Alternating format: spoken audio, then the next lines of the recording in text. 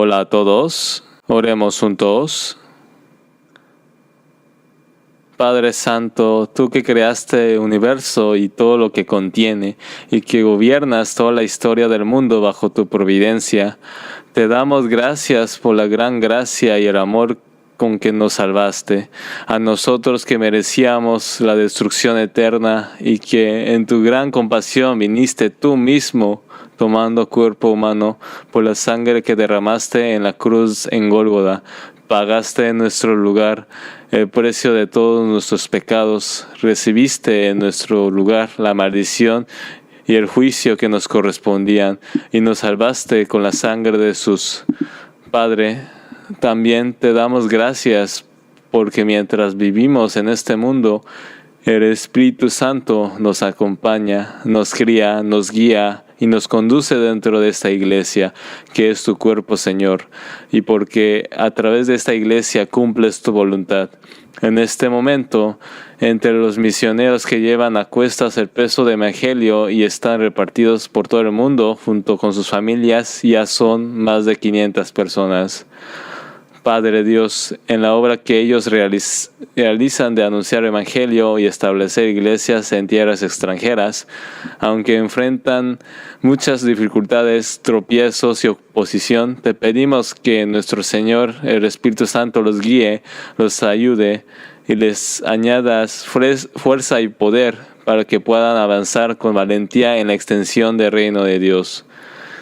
Y para que nosotros que respaldamos esa obra no tengamos ninguna carencia, bendícenos más y más en cuerpo y en espíritu. En este mismo momento se está llevando a cabo también el retiro de verano en Gwangju. Hoy, en este día en el que se predica el Evangelio, te pedimos que nuestro Espíritu Santo abre de par en par tanto los labios de nuestros pastores que anuncian la gran obra que el Santo Jesucristo hizo en la cruz, como los oídos y los corazones de todos los que escuchan la palabra, para que podamos ver con nuestros propios ojos la obra maravillosa de que al oír la palabra de verdad de Dios, el Evangelio de salvación, nazcan de nuevo como hijos de Dios. Esta mañana hemos venido delante de la palabra de Dios, deseando recibirla. Abre aún más nuestros corazones y añádenos sabiduría e inteligencia para que podamos comprender profundamente en lo más íntimo del corazón la palabra de Dios. Guía también los labios de este humilde predicador por medio de nuestro Señor, el Espíritu Santo. En el nombre de Jesucristo oramos. Amén. Hoy por la mañana vamos a estudiar un poco sobre el Espíritu Santo. Se nos dice, sed llenos de Espíritu, pero para que nosotros seamos llenos de Espíritu Santo, primero el Espíritu Santo debe estar dentro de nosotros. En este Espíritu Santo es una persona de la Trinidad, el único y verdadero Dios. En el Antiguo Testamento, este Espíritu aparece registrado continuamente en las Escrituras, bajo distintos nombres: el Espíritu de Jehová, el Espíritu de Dios, el Santo Espíritu, el Espíritu de Dios, el Espíritu de Jehová, así sucesivamente. Por eso, desde Génesis 1:2, ya se habla de la obra del Espíritu. El Espíritu de Dios se movía sobre la faz de las aguas. En el Nuevo Testamento también, a este Espíritu Santo se le llama de muchas maneras: el Espíritu de Cristo, el Espíritu de Jesús, el Espíritu de Dios, el Espíritu del Señor. Hay muchos nombres distintos en la Escritura, y nosotros vivimos ahora en la era del Espíritu Santo. A la era del Antiguo Testamento la llamamos la era del Padre. En esa era, el Espíritu venía de manera temporal sobre ciertas personas específicas. Descendían sobre alguien para una misión particular, y cuando esa misión se cumplía, a veces se retiraba, y también si aquella persona sobre quien había venido el Espíritu desobedecía o permanecía en pecado, el Espíritu se apartaba de ella. En Salmo 51:11, después de que David pecó a través de Betsabé, cuando reconoció su pecado y oró delante de Dios, dijo: no me eches delante de ti y no quites de mi Santo Espíritu. En aquella era del Antiguo Testamento se hablaba así porque el Espíritu de Jehová, el Espíritu Santo, en verdad podía ser retirado. Si vemos 1 Samuel 16, cuando Saúl pecó, ¿qué dijo Dios? Que el Espíritu de Jehová se apartó de Saúl. El Espíritu obró sobre Saúl, quien era en ese momento el primer rey, pero luego ese Espíritu se apartó de Saúl. Ese suceso está registrado. El Sansón también, cuando el Espíritu venía sobre él, desataba una fuerza extraordinaria. Se dice que, movido por el Espíritu de Jehová, sin tener nada en las manos, despedazó a aquel león como quien despedaza a un cabrito. Eso no era ni de lejos una fuerza común, ¿no?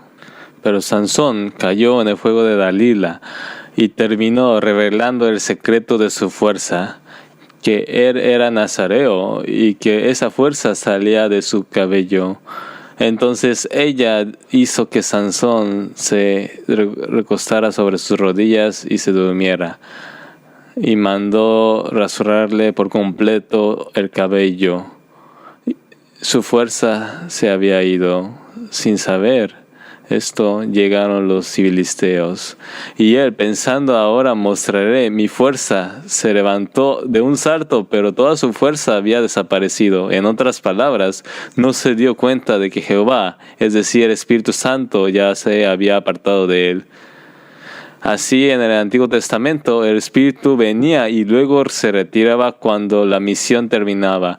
En aquel tiempo, el Espíritu venía de manera individual sobre personas específicas para cumplir un propósito y una voluntad particular de Dios.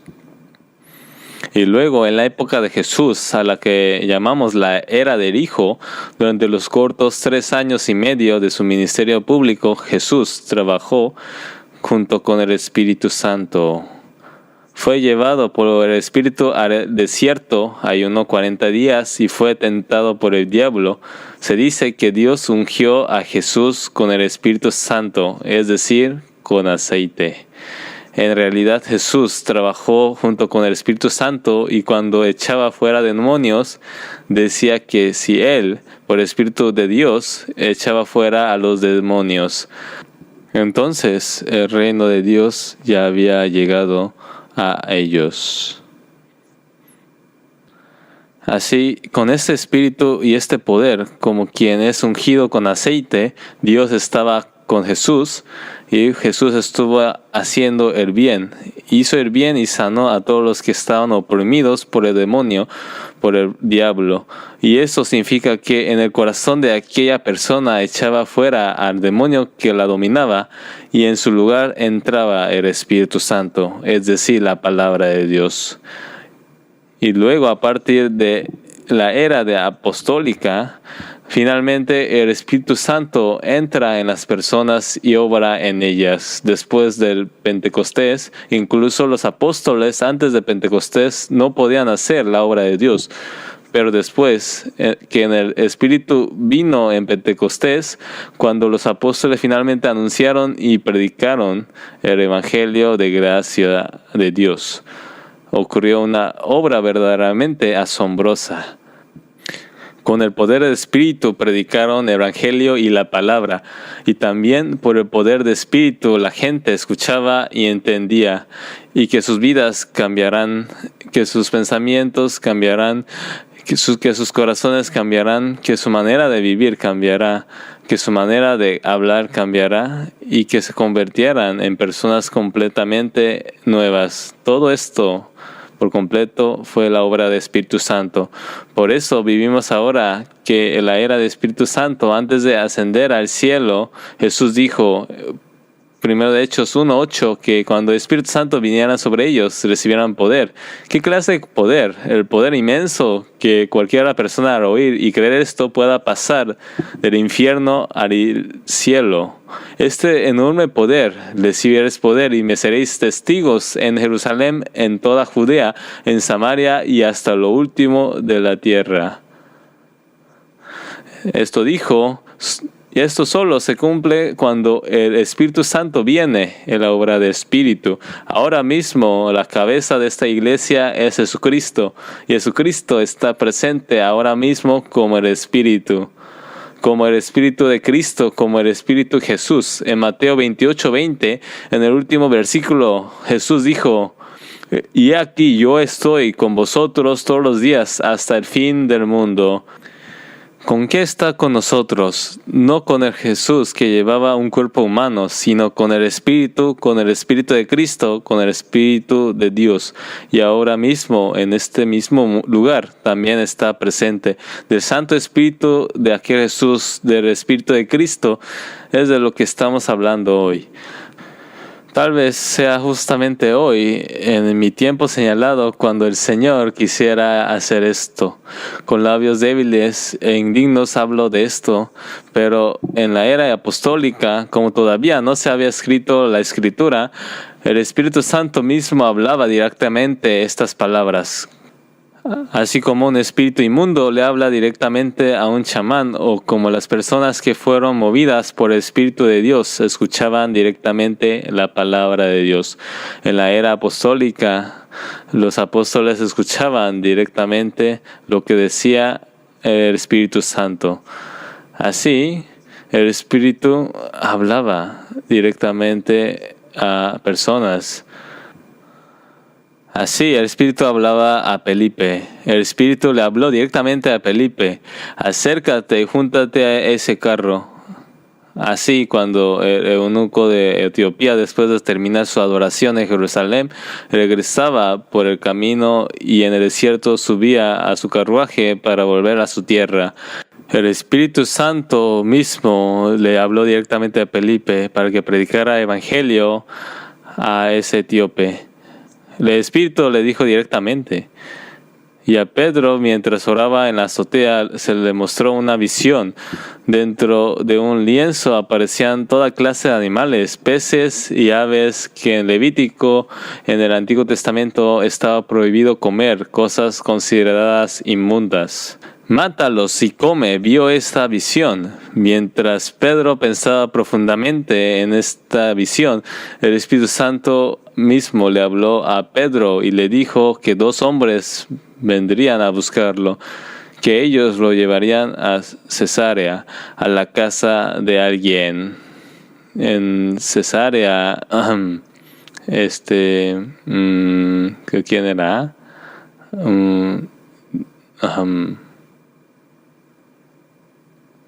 De un gentil, la casa de Cornelio, ¿no?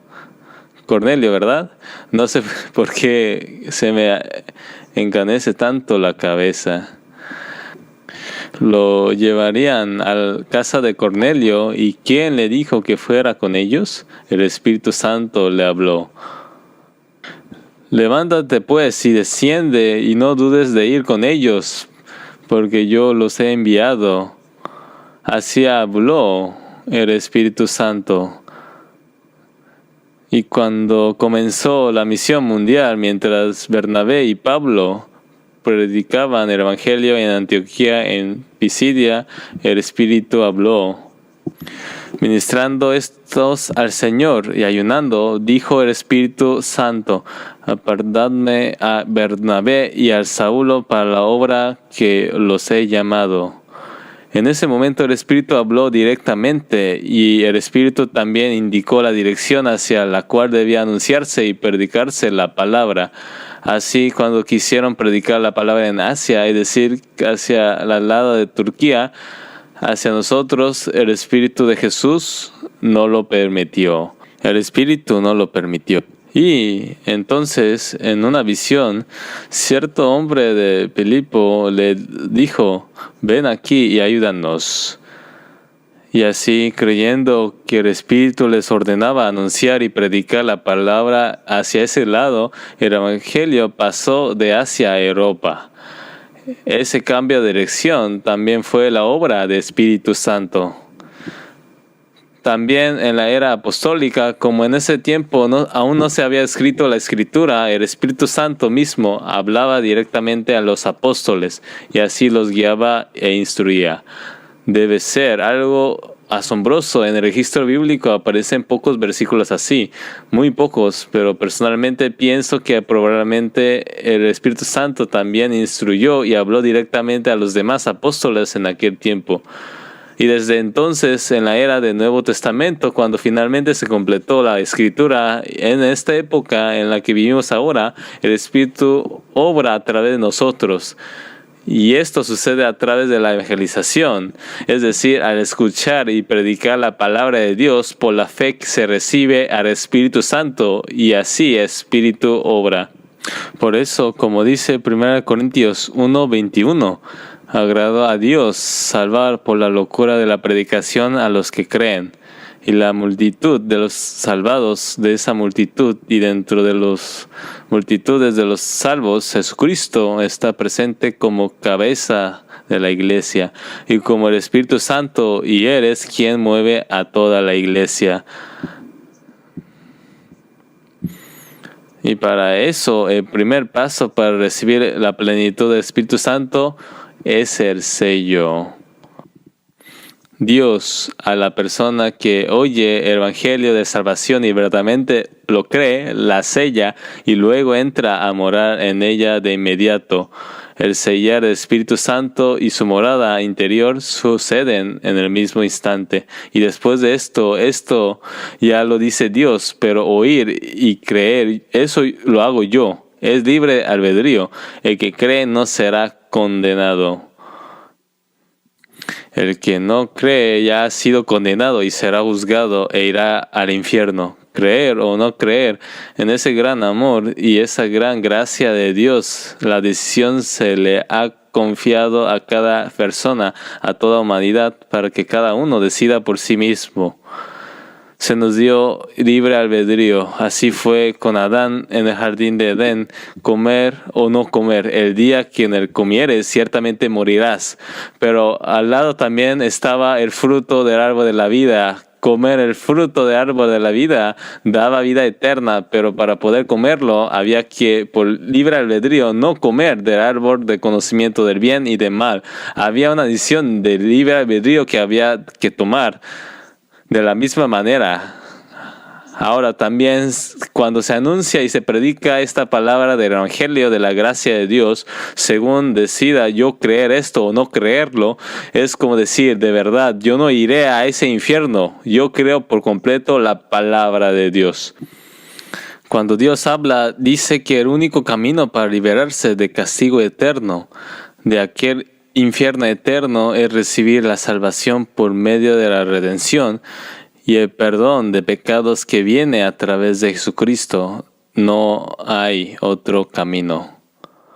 El propósito por el cual vine a este mundo fue para ir al cielo, no para comer bien, vivir bien y pasarla bien en este mundo. Y luego, al morir así, que todo termine, esto no es la vida. De verdad, mi vida verdadera está allá en el cielo, en el reino de Dios, donde Dios me creó y me formó, y es ahí donde disfrutaré de este verdadero tercer acto de mi vida. Ese que es eterno. Al saber esto, dándome cuenta de que si sigo por este camino, ya sea que haya vivido como ateo o como alguna religión o incluso con el cristianismo o catolicismo, pero no con el evangelio verdadero, sino con otro evangelio distinto, me arrepiento y me vuelvo hacia el verdadero evangelio. Y luego cuando recibo y creo en el evangelio a través de Jesucristo, Dios, que sabe que en verdad creo este hecho, en ese momento me sella y el Espíritu entra a morar en mí y ya nunca más se va. Esto ha prometido estar conmigo para siempre y eso también lo hace Dios. El sello del Espíritu Santo. Jesús mismo también dijo que el Hijo del Hombre es a quien Dios el Padre selló. Jesús dijo que el Hijo del Hombre es a quien Dios el Padre ha sellado. Por eso cuando Jesús subió del agua después de ser bautizado, se oyó: "Este es mi Hijo amado en quien tengo complacencia". Esto fue el sello: mi Hijo amado en quien tengo complacencia. Esto no solo se aplica a Jesús, sino que también fue una figura o anticipo de lo que le sucedería a todo aquel que cree en la muerte y la resurrección de Jesús y recibe la salvación. Vayamos a Efesios 1.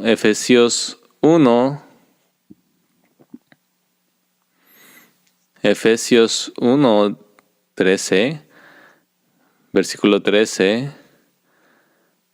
Vamos a leer juntos. En él también vosotros, habiendo oído la palabra de verdad, el evangelio de vuestra salvación, y habiendo creído en él, fuisteis sellados con el Espíritu Santo de la promesa. Este es el orden.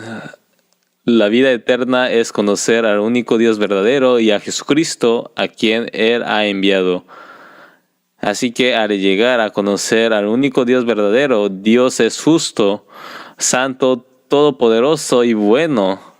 Y por más que yo intente, con mi propia filosofía o mi propio esfuerzo, no puedo llegar a ser tan justo, tan santo, tan bueno y tan puro como Dios. A reconocer esto delante de Dios, y sea cual sea la religión que uno tenga, aunque guarde toda la ley y todo lo que esa religión enseña a sus escrituras, aún así no puedo ser tan justo ni tan santo como Dios. Entonces, este camino no es el camino que lleva al cielo. Y así como dice el libro de Hechos, cuando el apóstol Pablo llegó a conocer a Dios, se produjo ese arrepentimiento hacia Dios, ese apartarse de aquel camino, y eso es el arrepentimiento hacia Dios. Y luego al oír la palabra de verdad, es decir, el evangelio de salvación, toda esta palabra de Dios es verdad. La palabra de mi Padre es verdad, y la verdad entre las verdades es precisamente el evangelio. Así cuando finalmente se oye esta palabra de verdad, este evangelio de salvación, y se comprende que porque me amó y porque yo no podía resolver mi propio pecado, Dios envió a su Hijo unigénito Jesucristo a esta tierra para resolver este pecado por completo al 100%, así darme la redención eterna, la salvación eterna. Al oír este evangelio de salvación, al creerlo, aceptarlo y creerlo con firmeza de mí, eso es lo que me corresponde hacer a mí. Entonces, habiendo sido sellado con el Espíritu Santo de la promesa, como dice la Escritura, Dios promete dar su Escritura, el Espíritu del Señor, a esa persona. He sido sellado con el Espíritu de la promesa. Puso el sello, ha puesto el sello. Esto es algo importante. Poner el sello significa marcar propiedad. Cuando se escribió esta escritura hace unos 1900 o 2000 años, en aquellos tiempos del Antiguo Testamento, poner un sello significaba, en primer lugar, señalar de quién era la propiedad. Cuando se dejaba pastar al ganado, se mezclaba con el de otros. Entonces, no se podía saber si era ganado de la propia casa o de la casa vecina. Así que se marcaba el fuego en el lomo del animal. Eso es lo que llamaba el sello. Eso es como un sello oficial, o también para documentos o escrituras muy importantes. Para decir yo garantizo esto, se estampaba un sello. Eso también es poner un sello. Antiguamente no se hacía como ahora, mojando en tinta roja. En aquellos tiempos los documentos se escribían en tablas de madera o de arcilla y se hacía rodar un cilindro con un grabado circular para marcar el sello. Por eso se usa esta imagen de poner el sello para hablar de esta palabra. Así que poner el sello, estampar el sello, tiene en primer lugar el significado de que esto es mío. Por eso, cuando se dice que fuimos sellados con el espíritu de promesa, significa que ahora tú eres mío. Es Dios quien lo dice, ahora tú eres mío. Es decir, la propiedad cambió del diablo, ahora pasó a ser de Dios. Cambió. Y por eso, Hechos 20:28, ¿qué dice? La iglesia que Dios compró con su propia sangre. Dios dijo que la sangre de Jesús es la sangre de Dios. La iglesia que Dios compró con su propia sangre, la propiedad cambió de manos. Porque Él la compró, la propiedad se transfirió. Y por eso... Y Primera de Corintios 6 dice, porque habéis sido comprados por precio, glorificad pues. La propiedad ha cambiado de manos. Cuando el pueblo de Israel dispersó por todo el mundo y regresó finalmente a la tierra de Israel, en un periodo de 3 años y medio dentro de la tribulación de 7 años, en ese tiempo, de repente, sin faltar ni una sola persona, todos regresarán a la tierra de Israel. En ese entonces, 2 testigos, 2 olivos, 2 candeleros, estas 2 personas que tienen el Espíritu Santo, serán enviados por Dios a predicar el evangelio. Predicarán el evangelio a aquel Jesús que vino hace 2000 años a la tierra de Israel, a sus antepasados. Eres el Cristo, eres el Mesías y fue enviado para resolver todos tus problemas, el problema del pecado, todos tus problemas. Eres Jesús, eres aquel mismo. La razón por la cual les di la ley fue para que reconocieran que eran pecadores, que necesitaban lavar este pecado. Y también les di cada año el día de la expiación, para que cada año al ofrecer el sacrificio de expiación comprendieran que eran pecadores, que necesitaban recibir el perdón de este pecado. Para este sacrificio, ofreciendo una vez al año, jamás podía hacer perfectos de manera permanente a los que se acercaban. Así que preparé un solo cuerpo. Ese único cuerpo es preciosamente Jesucristo. Cuando se predica esto de entre las 12 tribus de Israel, 12,000 de cada tribu, 144,000 personas recibirán la salvación en ese tiempo. Y entonces esas personas serán selladas. Por eso en Apocalipsis 7:3 dice, no hagáis daño a la tierra, ni al mar, ni a los árboles, hasta que hayamos sellado en sus frentes a los siervos de nuestro Dios. Y por eso, durante esos 3 años y medio, vendrá una paz extraordinaria a este mundo. Y la razón es, precisamente, hasta que los 144,000 de Israel sean sellados. Se dice, tú eres mío.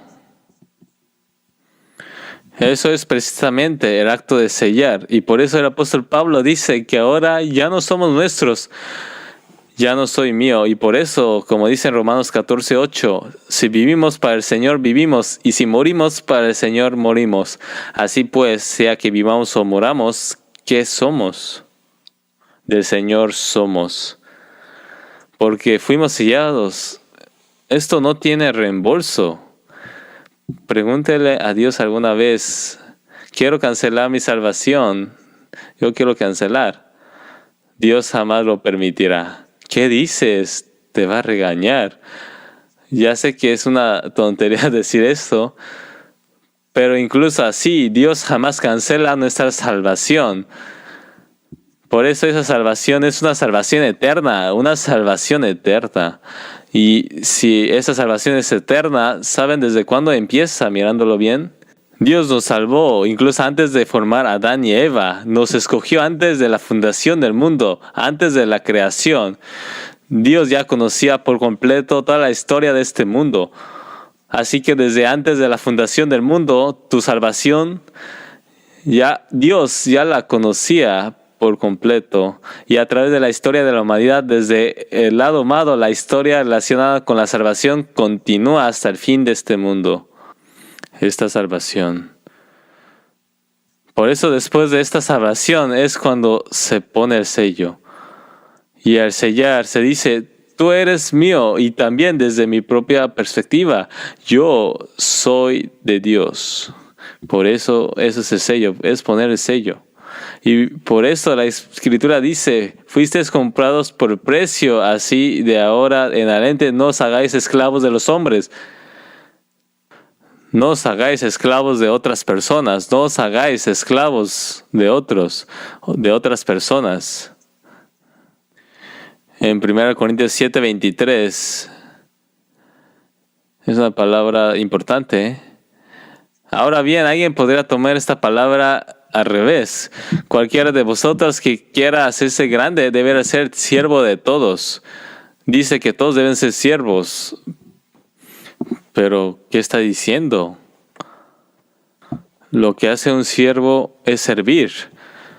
Tú debes servir a todas las personas. La razón por la cual Dios envió a Jesucristo a esta tierra es para poner en práctica el amor. El amor tiene en esencia dos grandes aspectos. Uno es el perdón y otro es el servicio. Jesús se manifestó para quitar nuestros pecados. Vino a esta tierra para salvarnos. Eso es el perdón de los pecados. El perdón no se logra solo con palabras. Hay que pagar el precio de pecado. Ese precio de pecado es algo tremendo. Hay que morir derramando sangre. Y pagar ese precio de pecado no fue el final. No vino para ser servido, sino para servir. Vino a servir. Por eso Jesús, estando con sus discípulos, dijo: ¿quién es mayor? ¿El que se sienta a la mesa o el que sirve?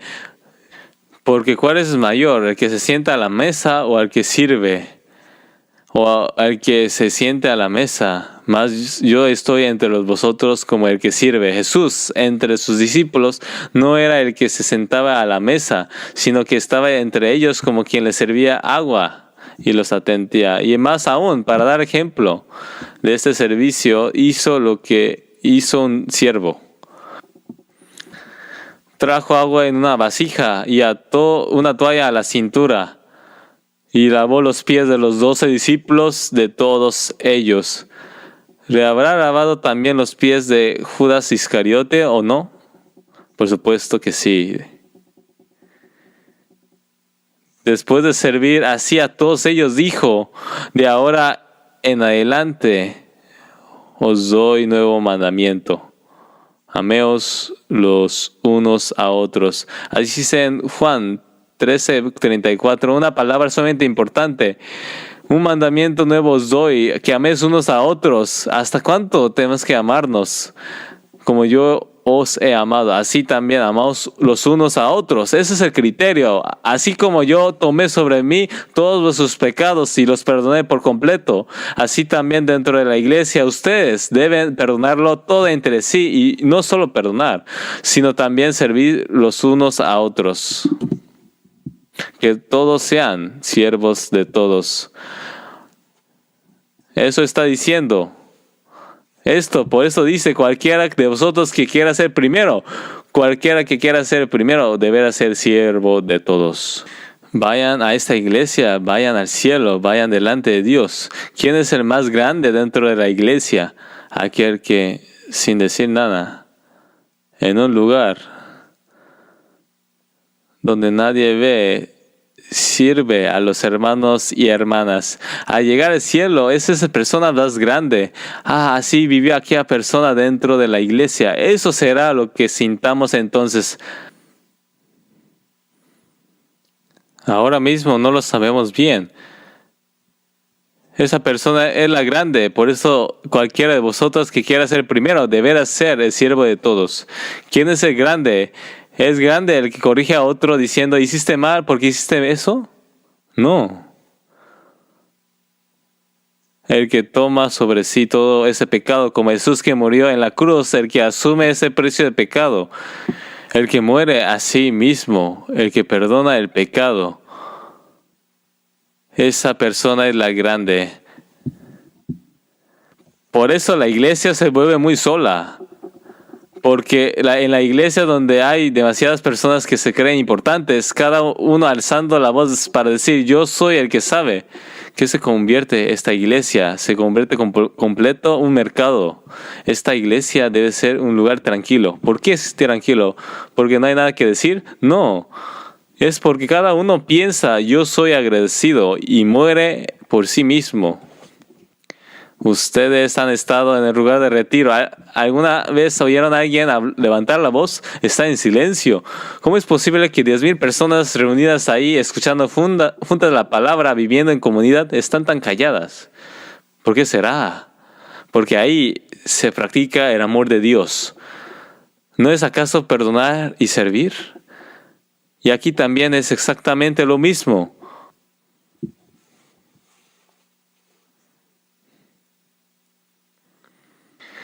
Y después que Dios pone su sello, eso no termina ahí, sino que Él mismo entra a morar dentro de vosotros. Veamos 2 Corintios 1. 2 Corintios 1.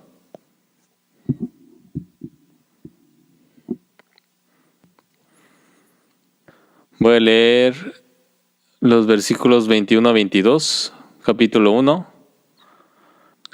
versículo 21 a 22. Y el que nos confirma con vosotros en Cristo y nos ungió es Dios. Ungir significa que nos dio Espíritu Santo. Leamos juntos el versículo 22. El que cual también nos selló y nos dio las arras de Espíritu en nuestros corazones. ¿Quién nos dio? Dios nos dio. Leamos capítulo 5, versículo 5. Vamos a leer juntos. Mas el que nos hizo para esto es Dios, quien nos ha dado las arras del Espíritu. Es Dios. ¿Quién podría quitarnos este espíritu? Esto es algo importante.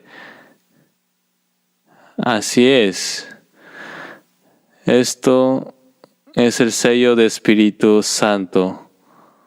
Y ahora, en cuanto a esta morada interior de Espíritu, creo que primero debemos aprender un poco sobre el bautismo del Espíritu Santo. Vamos a buscar 1 Corintios 12, capítulo 12, versículo 13. Vamos a buscar 1 Corintios 12,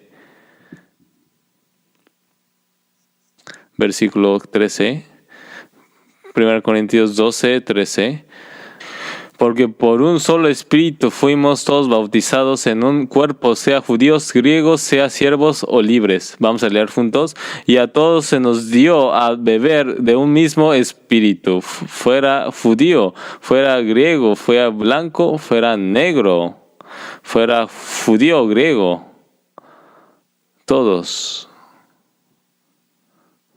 fueron bautizados por un solo espíritu para formar un solo cuerpo. Así todas las personas del mundo entero que han sido salvadas por la sangre de Jesucristo fueron bautizados por un solo espíritu y se hicieron un solo cuerpo. Así, todas las personas del mundo entero que han sido salvadas por la sangre de Jesucristo fueron bautizadas por un solo espíritu y se hicieron un solo cuerpo, una sola iglesia. Somos uno. Y por eso dice, guardar con diligencia la unidad que el Espíritu ha creado. Aunque tengamos idiomas distintos, culturas distintas y a veces vuestro corazón, nuestros pensamientos, nuestras costumbres y todos los demás sean diferentes, el Espíritu nos ha hecho uno. ¿Por qué?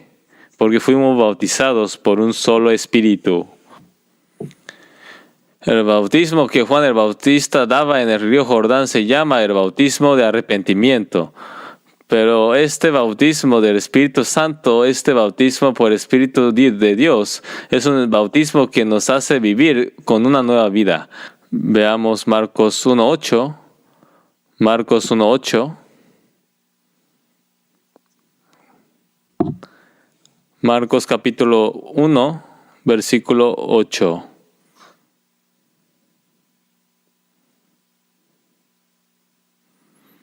Yo, a la verdad, os he bautizado con agua, pero Él os bautizará con Espíritu Santo. Jesucristo, Él nos bautiza con el Espíritu Santo. Ahora bien, ¿qué significa esto? ¿Qué es el bautismo de arrepentimiento de Juan el Bautista? El bautismo de arrepentimiento es el hecho de que ni siquiera el apóstol Pablo, quien decía ser intachable en cuanto a la ley por sus buenas obras o por guardar la ley, podía resolver su propio pecado por sí mismo. Y al reconocer que era un pecador destinado al infierno y que ese camino era precisamente el camino de muerte, al darse cuenta de que estaba caminando por el camino de muerte y comprender que eso no era la respuesta, eso no es la solución, sino que este problema solo podía resolverse a través de Jesucristo, el Salvador de Dios que envió, y volverse hacia Él. Esto es el bautismo de arrepentimiento. Ese es el bautismo de arrepentimiento. Pero el pueblo de Israel, como dice en Romanos 10, 2-3, tenía celo por Dios, pero no conforme a ciencia. No siguieron el conocimiento verdadero, no siguieron la palabra de Dios, sino que procuraron establecer su propia justicia y no se sujetaron a la justicia de Dios. Yo a mi manera, yo puedo llegar a ser tan justo y tan santo como Dios, y así era el cielo.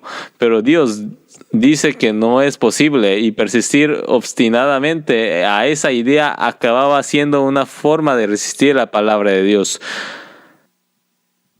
Se convierte en rebeldía. Por eso, dar la vuelta a la dirección de la propia vida, sea que se haya sido ateo, sea que haya sido practicado algún tipo de religión, y volverse hacia Jesucristo, el Salvador, para recibir la salvación, para ir al cielo, para obtener la vida eterna. Eso es precisamente lo que llamamos arrepentimiento. Por eso Jesús dijo en Hechos 1:5 que Juan bautizó con agua, pero que ellos dentro de no muchos días serían bautizados con el Espíritu Santo. Jesús dijo esto justo antes del día de Pentecostés, antes de ascender al cielo. Después de que Jesús resucitó, durante 40 días anduvo con un cuerpo espiritual, hablando de las cosas del reino de Dios, y luego, después de ascender, 10 días después, eso hace día 50. En ese momento vino el Espíritu, eso es Pentecostés. Es el Espíritu que descendió en Hechos 2, y Jesús mismo había dicho, dentro de no muchos días seréis bautizados con el Espíritu Santo, el bautismo de Espíritu. Debemos entender con claridad qué significa este bautismo. Cuando el pueblo de Israel cruzó el Mar Rojo, Dios dice que en el Mar Rojo el pueblo de Israel fue bautizado. Así dice, cruzar el Mar Rojo es el bautismo. Veamos Hechos.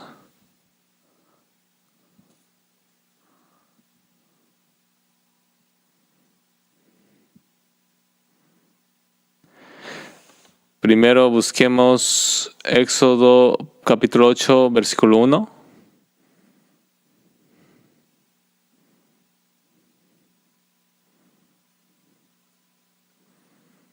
Éxodo capítulo 8, versículo 1.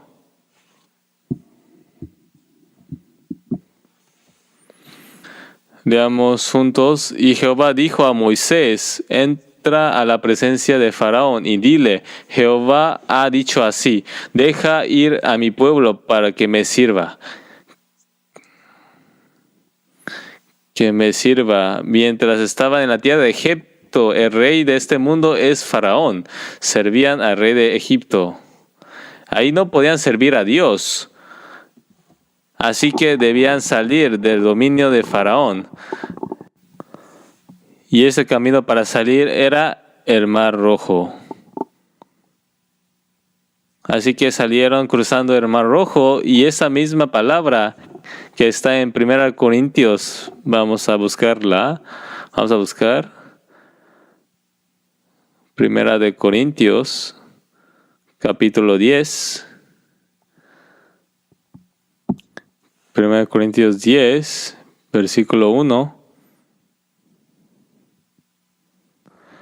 Porque no quiero, hermanos, que ignoréis que nuestros padres todos estuvieron bajo la nube, y todos pasaron el mar, y todos en Moisés fueron bautizados en la nube y en el mar.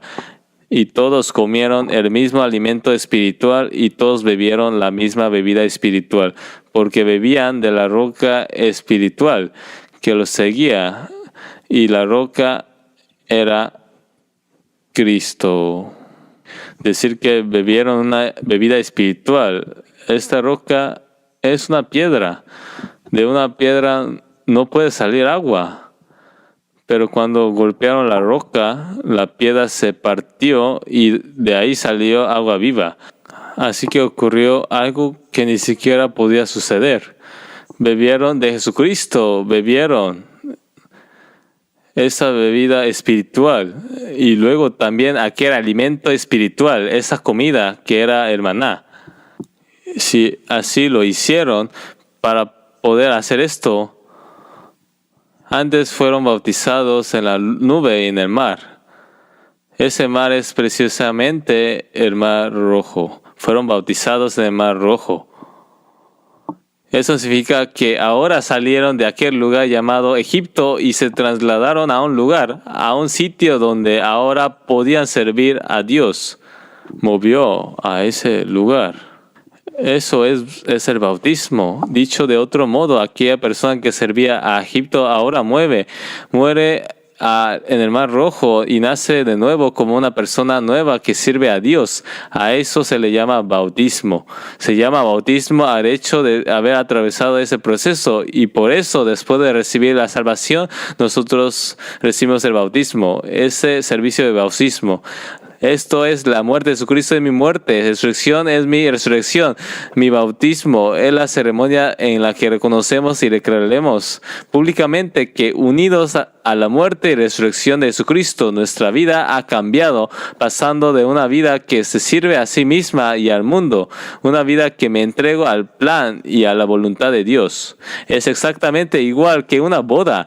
En una boda, uno se declara públicamente que deja atrás la vida en que vivía solo a su propio antojo, y que ahora como esposos vivirán con un mismo corazón y una misma voluntad. De la misma manera, este bautismo significa que la persona vieja ahora muere y que vive como una persona nueva. Antes estábamos en Adán, pero ahora en Cristo. Antes éramos esclavos del pecado, pero ahora somos siervos de la justicia. Éramos hijos del diablo, pero ahora somos hijos de Dios. Vivíamos siguiendo al diablo, pero ahora vivimos siguiendo al Espíritu, expresando que ahora vivimos una nueva vida, una vida nueva. Eso llamamos bautismo. Vamos a buscar Romanos capítulo 6. Romanos capítulo 6.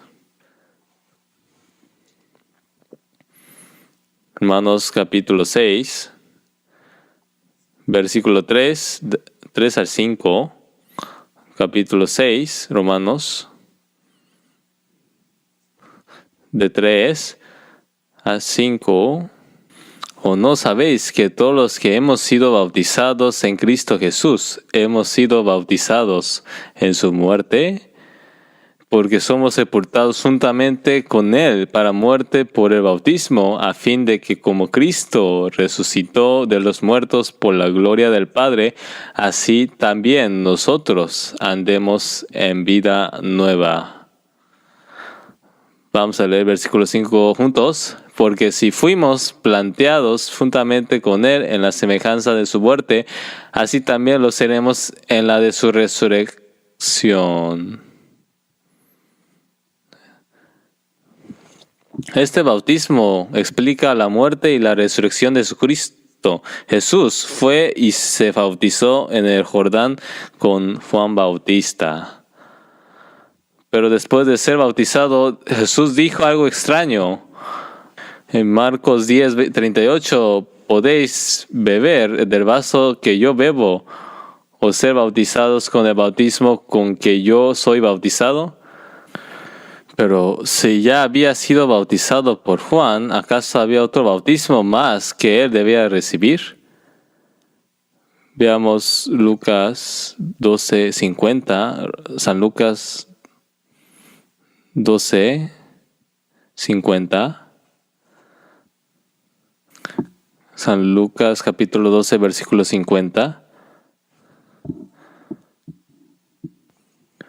Vamos a leer juntos. Más de un bautismo tengo que ser bautizado y cómo me angustio hasta que se cumpla. Un bautismo tengo que ser bautizado. ¿Podéis beber la copa que yo de beber? Jesús oró toda la noche en el huerto de Getsemaní. Padre, si es posible, pasa de mí esta copa. Esa copa, la copa de Jesús debía tomar. La copa de la cruz, ante esa copa dijo, pasa de mí esta copa. Padre, si quieres, pasa de mí esta copa, pero no se haga mi voluntad, sino la tuya. Pero que esta copa la podremos beber vosotros. Y ese bautismo que yo debo recibir, cuán intensamente oró, hasta que el sudor se volvió como gotas de sangre. Tengo que ser bautizado con un bautismo, y cómo me angustia hasta que se cumpla. Este bautismo es la muerte y resurrección de Jesús, y el bautismo que nosotros recibimos es nuestra unión con ese bautismo. Nos hacemos uno con Él. Colosenses capítulo 2, versículo 12. Colosenses capítulo 2, versículo 12. Colosenses capítulo 2, versículo 12. Vamos a leer juntos. Y fuisteis sepultados juntamente con Él en el bautismo, en el cual fuisteis también resucitados con Él, mediante la fe en el poder de Dios, que le levantó de los muertos. Ese es el bautismo. Fuimos sepultados juntamente con Él, con Cristo. Por el bautismo, así por la fe en la obra de Dios que resucitó a Cristo de los muertos. También fuimos resucitados juntamente con Él dentro de Él. Esto es el bautismo, participar de la muerte de Jesús, morir junto con Él y también su resurrección. En Romanos 4:25 dice que fue resucitado para nuestra justificación.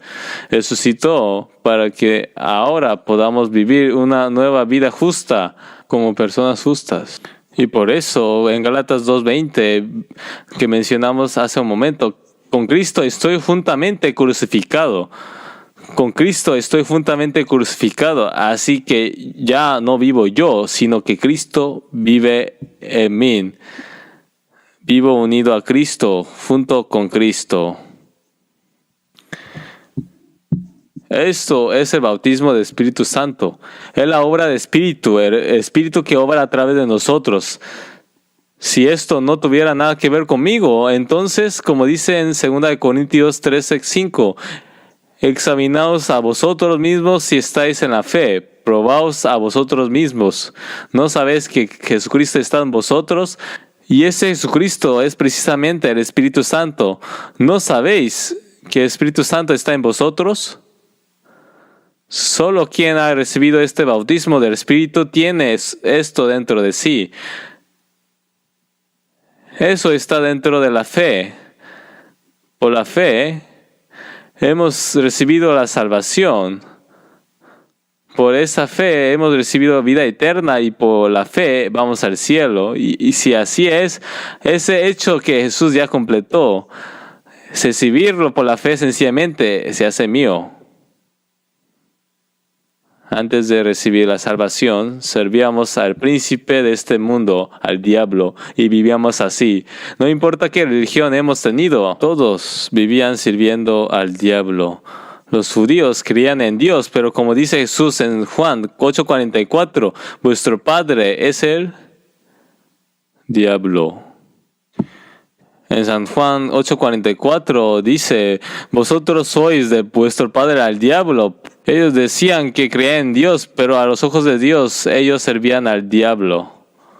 Podemos ver que creer en Dios o decir que cree en Jesús no significa necesariamente que esa persona esté sirviendo a Dios. La pregunta es, ¿qué está el Espíritu Santo verdaderamente dentro de esa persona obrando en ella? De eso trata. Antes de recibir la salvación, servíamos al príncipe de este mundo. Ahora el Espíritu Santo ha venido dentro de nosotros y nos hace servir a Dios. Hemos llegado a servirle. Eso es haber recibido el bautismo del Espíritu Santo. Juan os bautizó con agua, pero Él os bautizará con el Espíritu Santo.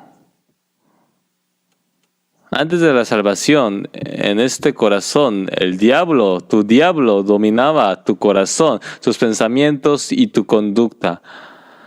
Después de la salvación, ahora el que domina es Dios, es Jesús, es el Espíritu Santo.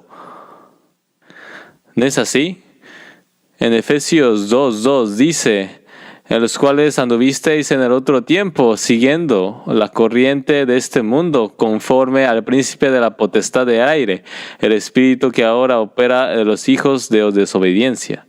Seguíamos al diablo, antes también nosotros vivíamos así, siguiendo nuestros propios deseos, ¿verdad?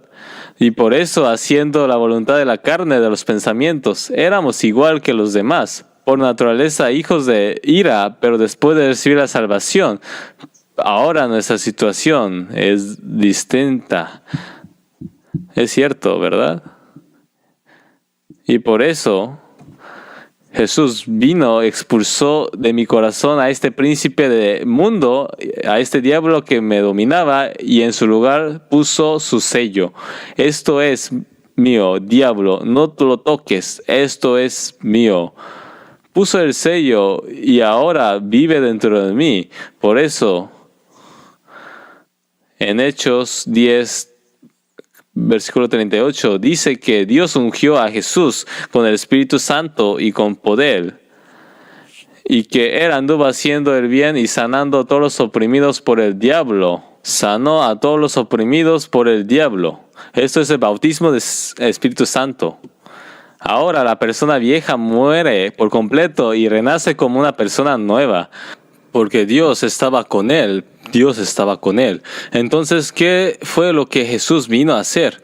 En Hebreos 2 dice que vino para destruir por medio de la muerte al que tenía el imperio de la muerte, es decir, al diablo. ¿Verdad? Y también en 1 Juan 3:8 dice que el Hijo de Dios se manifestó para deshacer las obras del diablo. Aquella persona vieja que el diablo dominaba, esa persona ya ha muerto. El bautismo del Espíritu Santo explica precisamente esto, que aquella persona guiada por el diablo ha muerto y que ha vuelto a nacer como una nueva persona espiritual que vive con una nueva vida. Leímos juntos Romanos 6:4, porque somos sepultados juntamente con Él para muerte por el bautismo. ¿Verdad? A fin de que como Cristo resucitó de los muertos por la gloria del Padre, así también nosotros andemos en vida nueva. Esto es bautismo de Espíritu Santo. Y por eso, ¿no sabéis que el Espíritu de Cristo mora en vosotros? En Romanos 8 dice que cualquiera que no tiene el Espíritu de Cristo no es de Cristo. Debemos traer el Espíritu de Cristo. Así es, ¿verdad?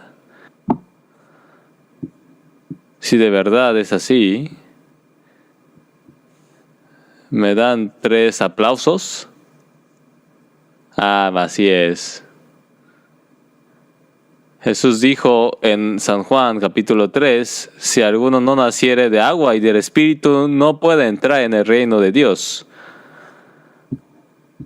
Así lo dijo, y también en Tito 3:5 dice, nos salvó no por obras de justicia que nosotros hubiéramos hecho, sino por su misericordia, por el lavamiento de la regeneración y por la renovación en el Espíritu Santo. El lavamiento de la regeneración, eso Dios ya lo hizo todo. A la persona que cree ese hecho, el Espíritu Santo lo renueva. El Espíritu entra y le hace vivir una vida nueva. La vida nueva, esto es bautismo de Espíritu Santo. Nosotros hemos recibido bautismo de Espíritu Santo. Pero si no lo sabemos, en realidad para muchas personas aquello que yo acabo de describir lo identifican simplemente con el bautismo, con la ceremonia de bautismo nada más. Todos recibimos el bautismo en una ceremonia de bautismo y eso es lo que reconocemos. Es igual que cuando un momento dijimos sí y dieron 3 aplausos. El Espíritu Santo nos ha sellado y ha entrado a morar en nosotros. Pero ¿cómo recibimos este Espíritu? ¿Por las obras de la ley o por oír con la fe? ¿Cuál de los dos? Por el oír con la fe. En Hechos 2:38 dice, recibid el perdón de los pecados y así recibiréis el don del Espíritu Santo como regalo. Se recibe oyendo y creyendo, pero ¿qué es lo que creemos? Que Jesús, con su sangre de una vez para siempre, nos dio la expiación eterna al 100%. Al oír y creer ese hecho por la fe, hemos recibido el Espíritu Santo. Señor, que perdonó nuestros pecados, ha entrado a morar en mí. Aunque no lo sepamos, el Espíritu está en nosotros. Los hermanos y hermanas de la iglesia de Corinto no sabían que el Espíritu Santo ya estaba con ellos. ¿No sabéis que vuestro cuerpo es el templo del Espíritu Santo que Dios ha puesto en vosotros? No lo sabían, no se daban cuenta. Si nosotros no lo sabíamos, podemos saberlo a través de la palabra. Veamos 2 de Timoteo 1:14. 2 de Timoteo capítulo 1, versículo 14. 1 Timoteo 1:14. 1:14. Vamos a leer juntos. Guarda el buen depósito por el Espíritu Santo que mora en nosotros. En este depósito que nos ha encomendado es el Evangelio, es la buena noticia. Se nos dice que guardemos este Evangelio. Si no logramos guardar este Evangelio, el diablo lo corrompe o lo destruye por completo. Por eso debemos de guardarlo. Debemos de guardar el Evangelio. Hasta hoy muchas iglesias que comenzaron con el Evangelio, muchas de ellas han sido derrotadas por el diablo.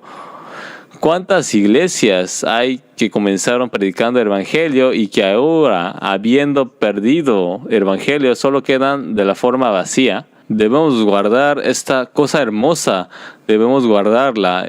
Y antes de eso dice, por el Espíritu Santo que mora en nosotros. El mismo Espíritu Santo que mora en mí también debe morar unido dentro de nosotros como iglesia, como cabeza de esta iglesia. El Espíritu que mora en nosotros, fíjense, es plural. Por el Espíritu Santo que mora en nosotros, no solo mora en mí, sino que también mora en nosotros. El significado del nombre de Jesús es salvación. ¿Y cuál es su otro nombre? Emmanuel, Cristo, Mesías, Salvador, son estos títulos. Pastor también es un título. Como nosotros decimos, el Señor tal es su nombre, Cristo, Mesías, son títulos. Delante de esto va Jesús, que es el nombre de Jesucristo. Y otro es el nombre de Emmanuel, Cristo. He aquí una virgen concebirá y dará luz un hijo y llamará su nombre Emmanuel. Antes de esto, a María se le dijo, darás a luz un hijo y llamarás su nombre Jesús, porque Él salvará a su pueblo de sus pecados. Así que el nombre Jesús significa salvación y también una virgen concebirá, dará la luz a un hijo y llamará su nombre Emmanuel. Emmanuel significa que Dios está con nosotros. Dios habita con nosotros, es decir, Dios está con nosotros, God with us. Y así en Mateo 1:23 dice, he aquí, una virgen concebirá y dará a luz un hijo y llamará su nombre Emmanuel, que traducido es Dios con nosotros. Está con nosotros, está conmigo.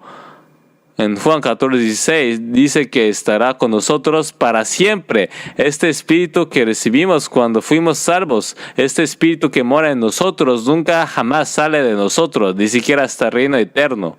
Está con nosotros para siempre. Ahora bien, ¿de quién es esta obra? Esta es la obra de Dios. Dios está con nosotros. Y jamás se va. Aunque digamos que se vaya, no se va. Pero el que el Espíritu nos selle y que el Espíritu more en nosotros es obra de Dios. Pero en cuanto a este Espíritu que ya está presente en nosotros, ahora hay que ser llenos de Él. Que el Espíritu esté dentro de nosotros no significa que estamos llenos. No es lo mismo. En este vaso hay un poco de aire. Si quisiera sacar aire, ¿qué tendría que hacer? Si lleno este vaso con agua, hasta el borde ya no queda aire dentro del vaso. Eso es lleno de agua. Está completamente lleno de agua. Este Espíritu Santo está dentro de nosotros, en defecto. Pero, disculpen, hoy algo anda muy raro. El Espíritu Santo está en medio de nosotros, sí está, pero ¿el Espíritu Santo domina por completo mi corazón? ¿O acaso son mis propios pensamientos, mis propios planes, o el mundo, o la persona que está a mi lado, quienes me dominan? Entonces, ¿quién es el que me domina? Que el 100% sea el plan de Dios, la voluntad de Dios, el pensamiento de Dios, y el que esté Espíritu Santo sea quien domine. Eso es la plenitud de espíritu. Esto es algo que corresponde hacer a la persona, porque por la salvación vamos al cielo. La salvación al 100%, la justicia que Dios nos regaló. Pero esta plenitud de espíritu más adelante se convierte en recompensa. Y en la medida en que el Espíritu Santo haya obrado a través de nosotros delante de Dios, diremos, lo hice bien, siervo fiel, gracias por entregarte a mí. Entonces nos da esa recompensa, pero eso yo tengo que elegirlo. Así como Dios nos dio libre albedrío para elegir la salvación. También depende de nosotros elegir si recibiremos esa recompensa o no. Así que no existe un mandato que diga recibe la morada del Espíritu. No existe un mandato que diga eso. Que el Espíritu nos selle y que el Espíritu more dentro de nosotros es obra de Dios. Pero como leímos, existe mandato. Sed llenos de Espíritu. Sed llenos de Espíritu. Recibirlo o no recibirlo es ahora nuestra responsabilidad. Dicho de otro modo, es entregarnos a nosotros mismos para el Señor que guíe y dirija nuestra vida. Esto es sacrificio vivo y santo. Que presentéis vuestros cuerpos en sacrificio vivo, que es vuestro culto racional. Eso es servir a Dios. ¿Qué es servir a Dios? Obedecer la voluntad de Dios, someterse a ella y acatar esa voluntad. ¿Qué es servir a nuestros padres?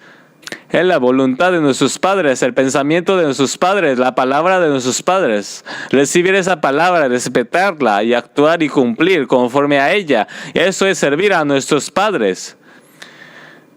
¿Qué es servir a Dios? Someterme y obedecer al plan, a la voluntad y a la palabra de ese Espíritu Santo que está dentro de mí. Recibir esa palabra y cumplirla conforme a ella. Eso es servir a Dios. Eso es servir a Dios. ¿No es así? ¿No es así? Esta plenitud del Espíritu, esta mentalidad de Cristo en la persona salvada, describe una vida completamente dominada y cautivada por el poder del Espíritu. Y esto se contrasta precisamente con la embriaguez. No os embriaguéis, porque en eso hay disolución. Cuando uno está borracho, no vive según su propia voluntad, sino según la voluntad de alcohol, ¿verdad? Es el alcohol quien te hace hablar y moverte. ¿No es así? Es servir al alcohol.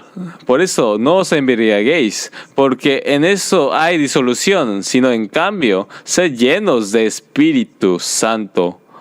Si nos entregamos por completo a la voluntad del Espíritu, entonces la vida dentro de la iglesia, la vida familiar, todo esto vuelve por completo al camino correcto. Eso es ahora la plenitud del Espíritu, y Dios quiere que vivamos así en este mundo. Vamos a buscar Proverbios capítulo 16, versículo 9. Proverbios capítulo 16, versículo 9.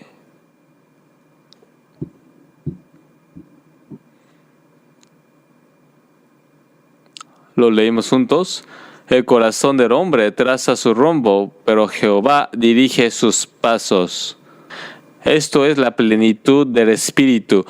Yo sigo la dirección que Él me guía. Cuando mi plan coincide con el plan de Dios, ahí es cuando de verdad hago un buen plan. Pero aunque mi plan no coincida con algún plan o voluntad de Dios, al final Dios lo corrige y lo lleva de vuelta al camino de justicia, al camino recto.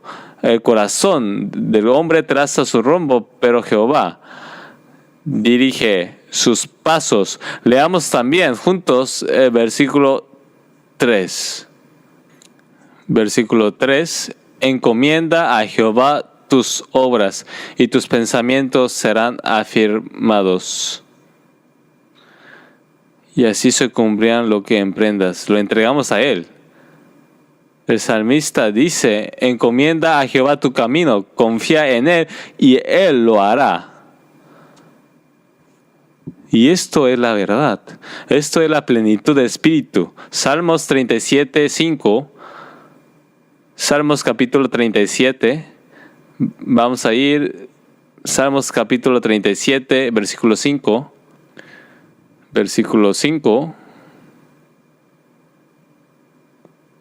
Leamos juntos 37:5. Encomienda a Jehová tu camino y confía en Él y Él hará. ¿Quién dijo esta palabra? Fue David. Y así que dijo Dios. ¿Qué halló David, hijo de Isaí?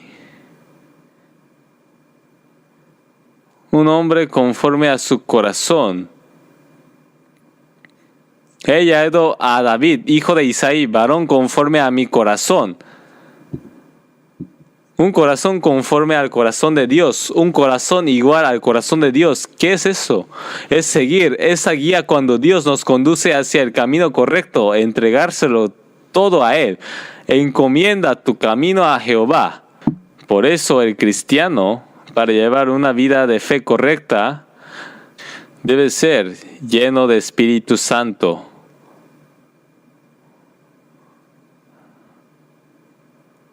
En este mundo, en algunos lugares, se dice que quien es lleno de Espíritu Santo habla lenguas, profetiza y tiene experiencias misteriosas, pero eso no concuerda con la Escritura. La plenitud de Espíritu es que el cristiano viva una vida de fe absolutamente natural y normal. Esa es precisamente una vida llena de Espíritu. El bautismo del Espíritu y la morada del Espíritu son cosas que Dios hace por nosotros. Esto es algo excepcional. Ocurre una sola vez y ya. Pero la plenitud del Espíritu es distinta. Como el mundo sigue entrando y mis propios pensamientos siguen entrando, ¿qué debo hacer? Si el agua ya se ha vaciado bastante para volver a llenarlo, ¿qué hay que hacer? ¿Qué hay que hacer? Hay que seguir echando agua una y otra vez. Es decir, debo llenarme continuamente de la voluntad del Señor y de la palabra del Señor. Por eso, cuando alguien practica algo como la meditación para vaciar la mente, decimos que está vaciando el corazón. La vida de fe es la vida de llenarse. Así que debemos llenar continuamente nuestro corazón con el plan de Dios, con la voluntad de Dios y con la palabra de Dios. Esto es algo repetitivo y continuo. No basta con haber sido llenos de espíritu una sola vez para permanecer llenos para siempre. Esto es algo fluctuante. Una boda se celebra una sola vez, ¿verdad? ¿Acaso una boda todos los días? Se celebra una sola vez, pero después de casarse, los esposos viven juntos toda la vida, ¿verdad?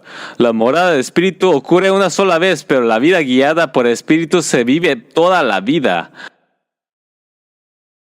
La morada de espíritu significa que el espíritu de Dios y mi espíritu, ¿qué hacen? Se hacen uno.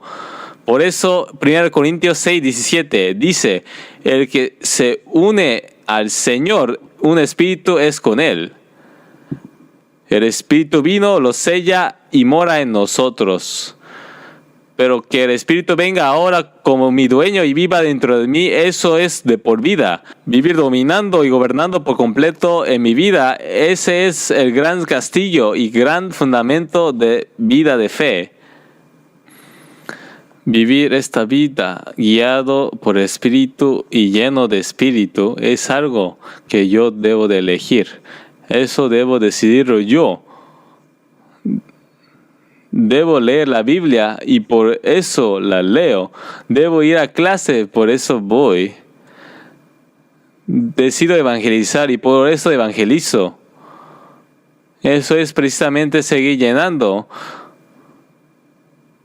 continuamente espíritu dentro de mí.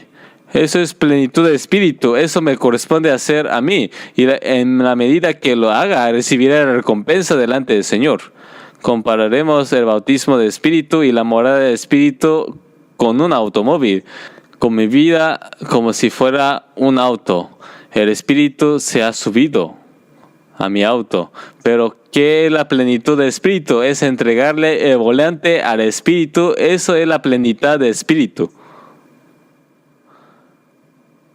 Y el bautismo de espíritu y la morada de espíritu son cosas que ni yo mismo sabía, que Dios simplemente declaró. Pero esta plenitud, la plenitud de espíritu es algo que Él ha mandado. Sed llenos de espíritu, nos manda a recibirla continuamente. Este bautismo del espíritu y esta morada de espíritu terminan de una vez para siempre, pero la plenitud de espíritu es fluctuante.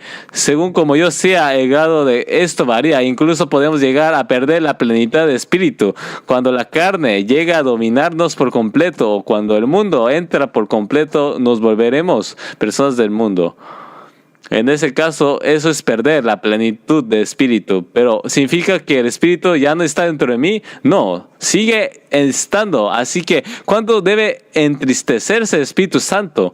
El espíritu está presente, pero si no recibimos su plenitud y vivimos derrotados por la carne, no podemos llevar una vida de fe normal. La persona que no está llena de espíritu, atrapada por las pasiones de la carne, los deseos del cuerpo, las tentaciones del mundo, no puede llevar una vida de fe normal. Ahora bien, las personas incrédulas que no han recibido la salvación cometen dos pecados contra el Espíritu Santo. Uno es el pecado de quien resiste al Espíritu Santo. Si resistimos al Espíritu Santo, no obtendremos vida ni en este mundo ni en el venidero.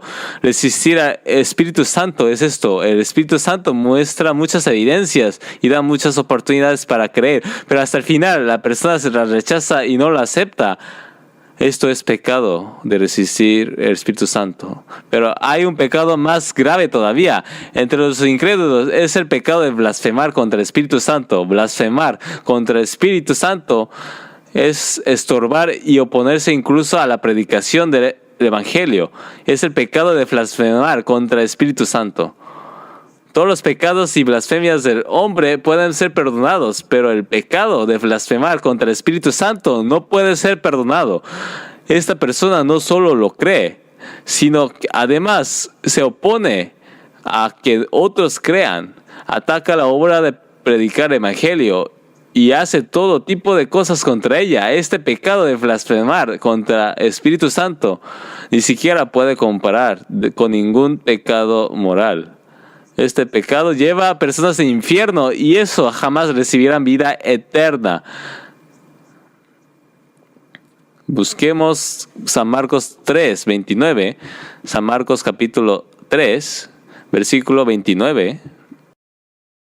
Versículo 29, capítulo 3, 29. Vamos a leer juntos versículo 28, 29. De cierto os digo que todos los pecados serán perdonados a los hijos de los hombres y las blasfemias cualquiera que sean con que blasfemaren. Pero cualquiera que blasfemare contra el Espíritu Santo no tiene jamás perdón, sino que es culpable del juicio eterno. Al predicar así el Evangelio y hacer esta labor, quienes de verdad se opongan a esto, según esta palabra, no obtendrán vida eterna jamás y quedarán sujetos a este juicio eterno, a este castigo. No comprendo bien por qué actúan así. Y luego están los pecados que cometen los cristianos que ya han recibido la salvación. El primero es el pecado de mentir al Espíritu Santo. Ananías y Zafira mintieron al Espíritu Santo. ¿Por qué llenó Satanás tu corazón para que mintieses al Espíritu Santo y sustrajeses del precio del terreno? No has mentido a los hombres, sino a Dios.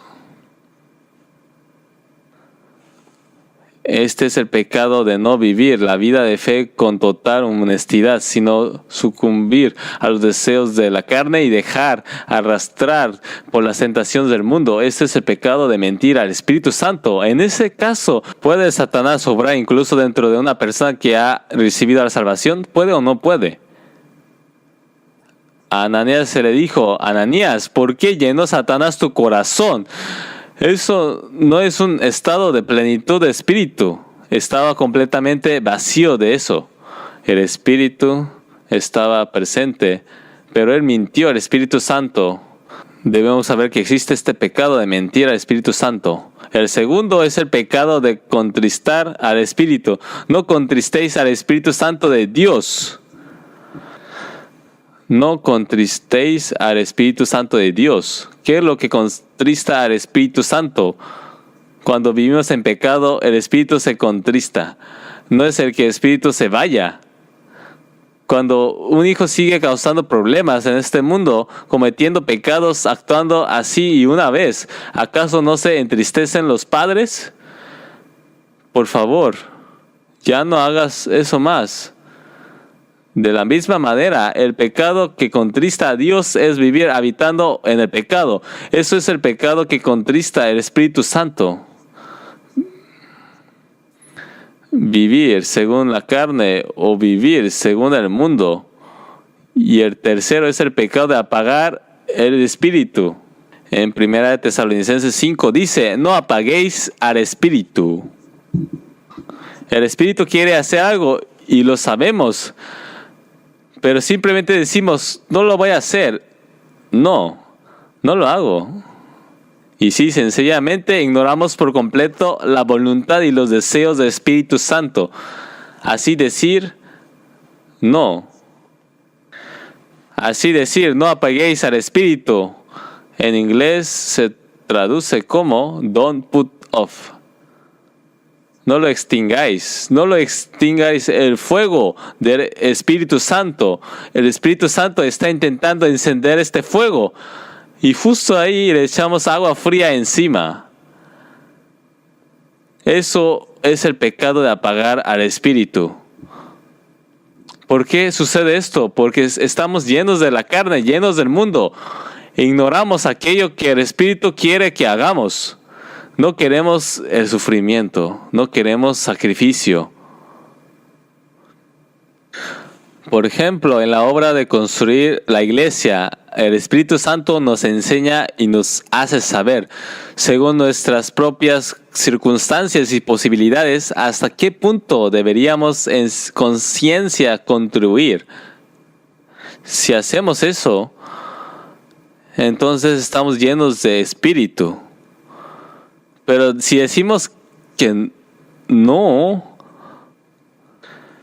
y así apagamos ese deseo que el Espíritu quería que la propia persona cumpliera, eso es apagar al Espíritu Santo. El pecado de apagar al Espíritu. Así que hoy, ¿verdad? Hemos aprendido de manera muy breve y en su esencia sobre Espíritu Santo.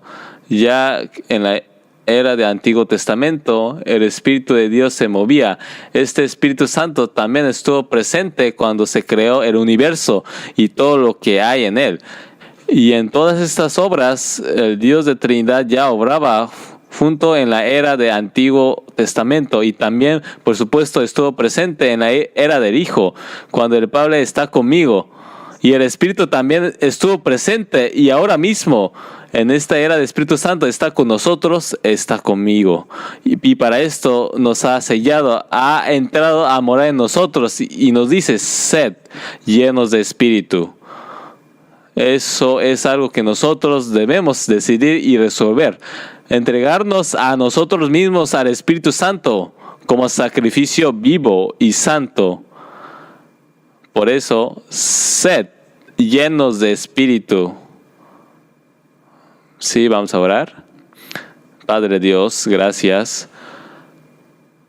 Nos has dicho que el Espíritu habita entre nosotros, nos guía y nos conduce, y que también está dentro de mí, y que debo entregarle todos mis asuntos al Espíritu. Ayúdanos a poder vivir en adelante una vida de fe llena de ese Espíritu. En nombre de Jesucristo oramos. Amén.